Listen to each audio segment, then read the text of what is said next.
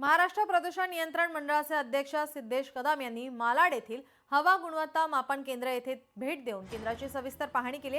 या पाहणी दरम्यान त्यांनी हवेतील प्रदूषक घटकांचे मोजमाप करणाऱ्या अत्याधुनिक एअर क्वालिटी अॅनालायझरची कार्यप्रणाली तपासली आहे। हवेतील धूळ कणांचे विभाजन आणि त्यांचे तांत्रिक विश्लेषण कसे केले जाते याबाबत तज्ञ अधिकाऱ्यांकडून त्यांनी माहिती जाणून घेतली आहे।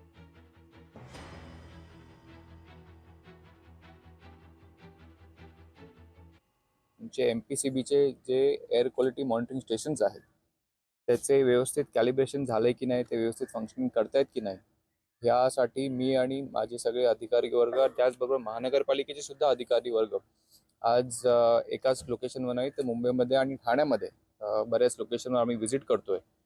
आपण पाहताय की मुंबईची हवेची गुणवत्ता ही मागच्या काही न्यूजपेपर्समध्ये असं काय दर्शवलेलं गेलं की जसं की आपण आपला श्वास कोंडतोय, पण वस्तुस्थिती तशी नाही आहे। ते मी स्वतः जमिनीवर उतरून आदरणीय मुख्यमंत्री महोदय त्यांच्या निर्देशनाखाली, त्यांच्या आदेशाखाली, त्याचबरोबर शिंदेसाहेब त्यांच्या आदेशाखाली स्वतः जमिनीवर उतरून हे पाहण्यासाठी आलोय की खरोखरच वस्तुस्थिती तशी आहे का।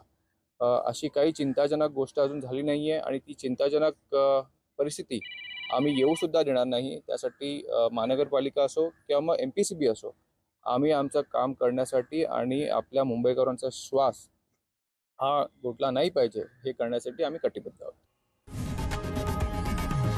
लोकशाही मराठी ऐका, पहा, जागरूक रहा।